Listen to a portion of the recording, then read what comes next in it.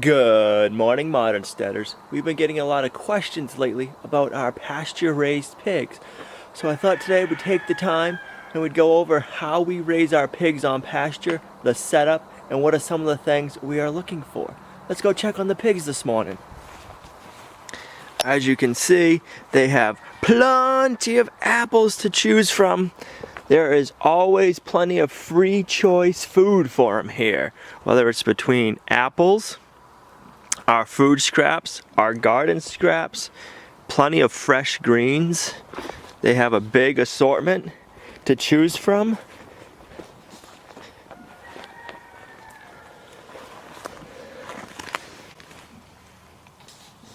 A lot of the vegetation in here we would call weeds or invasive species. We got like blackberries, rambleberries. We have brush. We have so much other stuff in here that is a nuisance to us.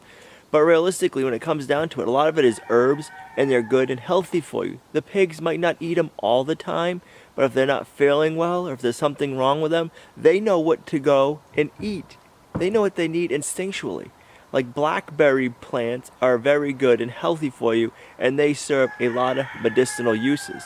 And the pigs, they know that, and they know what food or weed, herb, whatever you'd like to call it, they need to eat at the time. So being out on pasture and being mixed grass or brush and herbs is what you want them on. You don't want them on all the same kind of feed, because then they don't have a choice to get what they need when they need it. We have an automatic feeder set up out in the pen that we lock them in when we're not going to be home. Access to free choice feed all day long. I'm going to put a link in the video right here showing you how me and Olivia made our automatic feeder from rough sawn lumber.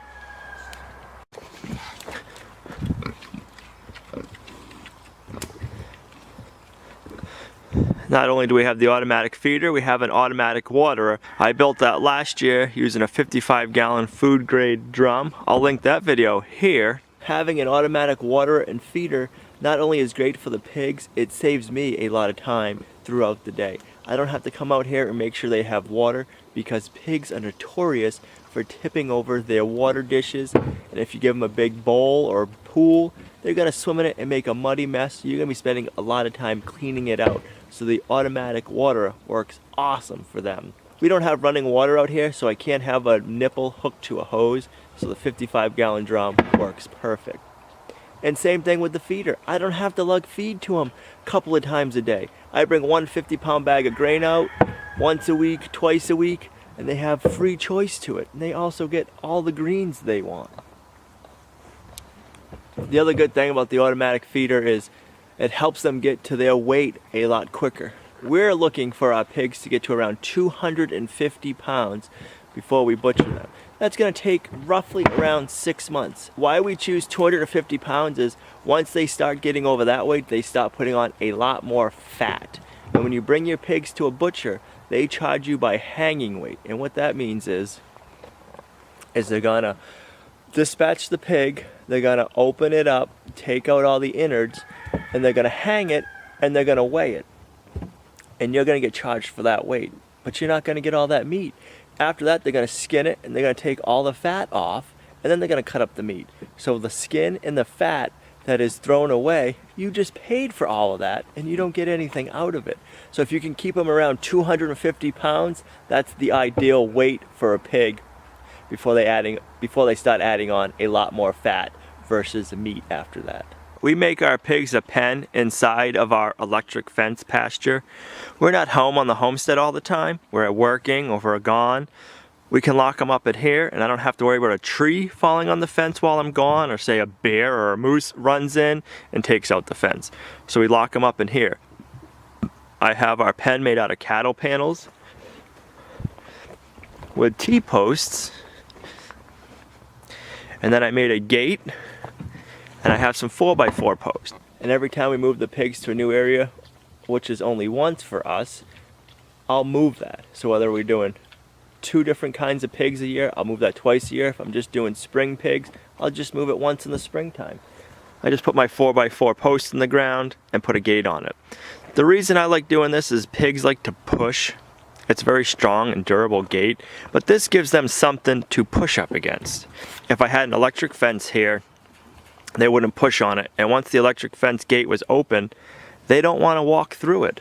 Pigs are very smart, and they learn that that electric fence, when they hit it, it hurts. And then once it's not there, they don't realize that. They just know that there's a mental barrier in that area, that when I touched or walked through that area, I got zapped and it hurt, and I don't want to do that again. So an electric gate doesn't work that well for pigs.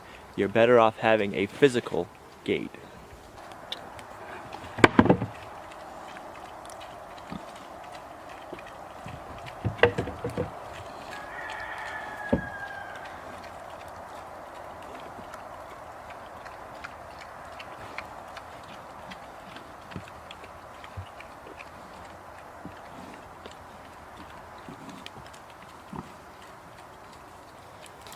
For their shelter, we're using an IBC tote that we cut a hole out of.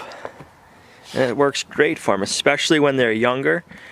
When they start getting a little bit bigger than this, they both won't be able to fit in there. But it's okay, and they'll be able to sleep outside at that point.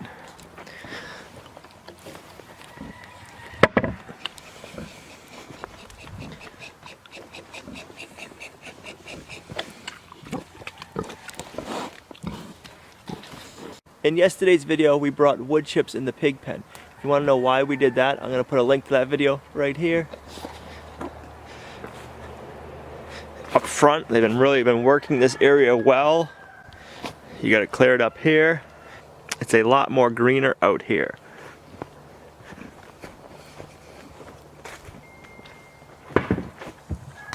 If the pigs don't end up cleaning up this area, like they did this area, we'll end up fencing it off from here to here, so they're back this way more, and that'll force them to eat that greenery and leave this nice area alone. This is our apple orchard, one of our apple orchards, so they cleaned it up nicely. We don't want them disturbing it too much.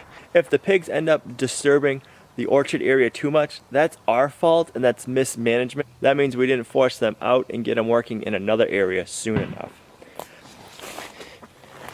Our fence system is a DC powered electric fence. I have an old car battery here. I have two of them. I'll have a link down in the description below for the fence charger we use. We've had really good luck with it now. But I have two car batteries that are just older. They're not good for a car. And I keep one in the basement on a trickle charger when I need it, and I just keep swapping them out. I'll get a good month to 2 months out of the battery, depending on how much shrubs or grass is touching our electric fence. Let me unplug this and shut this off, and then we'll go over and show you the fence. So for our electric fence, we use T-post and fiberglass posts. We have 2 strands of electric fence wire with our insulators. I'll have a link in the description down below for all these products also. What I find that works good for the electric fence spacing, one at knee high and a one at the middle of your shin. Let's see. This works really well for the pigs and for us. When I want to get in and out of my pig pasture, I just need to step over the fence. When we look, we always look up, about, and around, and that's human perspective. When we're building our fences for our animals, especially for our pigs, we need to put ourselves in their perspectives and how do they look. A pig is always looking down. They don't look up, they look down. So let me show you. So a pig is always like this. So this is at their schnauzer level, and this one. So this will be like their snout, they would hit it, and that hurts on a wet nose. And this is kind of more of like their forehead height. So you want to keep it low. A pig is always looking this way. They don't look up, and they're not seeing above this that they can jump over it. I've never seen a pig jump either. I've seen them run, but I've never seen them jump. So they're always seeing this as their barrier, and once they touch it a couple of times, they don't want to do it again. Could you imagine sticking your wet tongue to an electric fence and how that would feel? I think that's how it's going to feel on their wet nose, because a pig's nose is always wet, and oh, that's going to hurt. And this right here is one of the biggest reasons why we keep our pigs on pasture. Girls ready to come out? Are you ready? Are you ready to come out?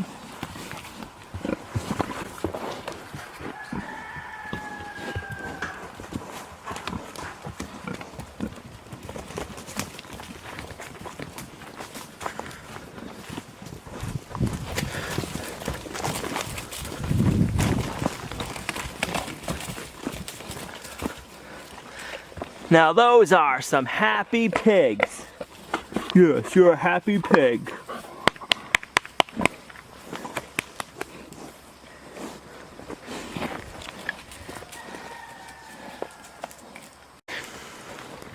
And a happy pig makes for some great pork and bacon. We want to know that our pigs and all of our animals here at Lumna Acres had a great life in just one bad day. Where else could they get this kind of life? How are those apples? How many pigs get to eat apples from 100-year-old heirloom New England apple trees? Not very many, but we get to do it here at Lumna Acres.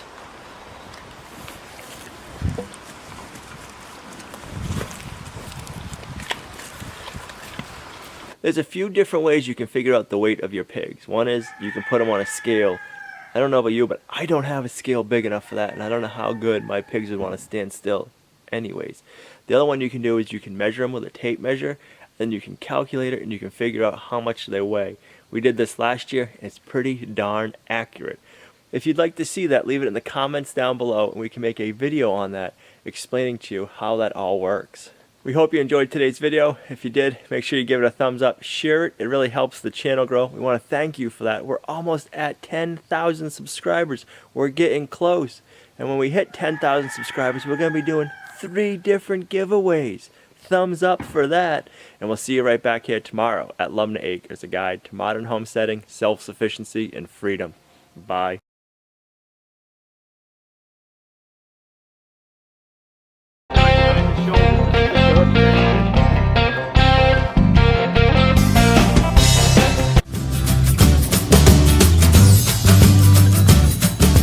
So today we're going to measure the pigs to find out how much they weigh. You're going to need a soft tape measure. If you don't have a soft tape measure, you can use a piece of rope, mark on the rope where the measurement is, and then just use a tape measure to figure out the length. I'm going to have some food here, so I can give the pigs some food, so hopefully they'll stand still for me while I measure them. Alright, give the pig some slop, it'll buy you a few minutes.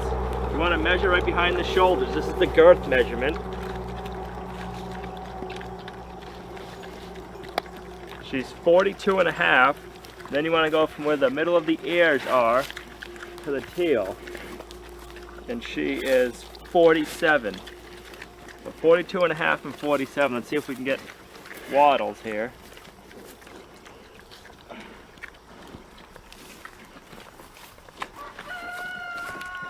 Wattles is 43.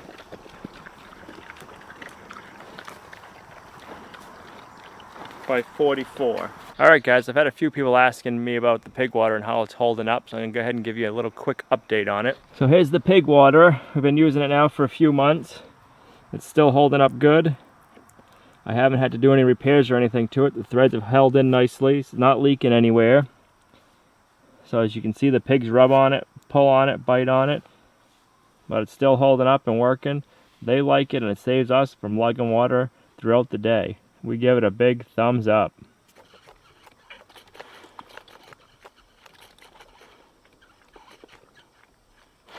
Alright guys, so now to figure out how much the pig weighs, you take your girth measurement, and your girth measurement you measure from right here down from the top and around right under the shoulders of the pig.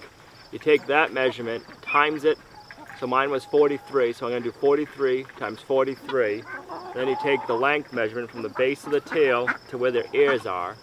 On our pig, the bigger pig, it was 47. So you're going to do 43 by 43 by 47.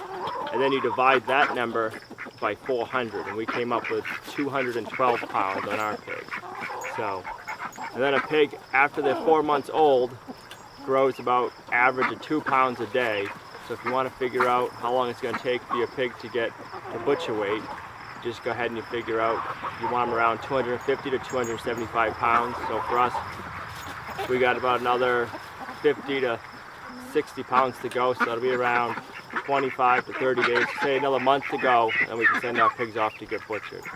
So if you guys want to know more about the pig water, I have another video and I'll link it at the end of this video and I'll put it down in the notes.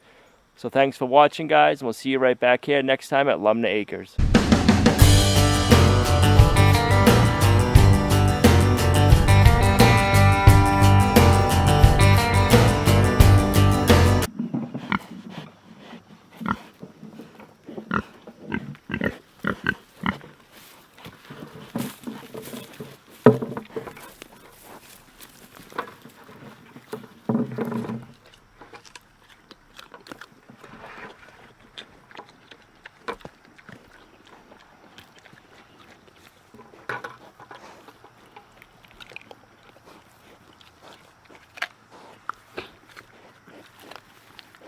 That's how you make applesauce.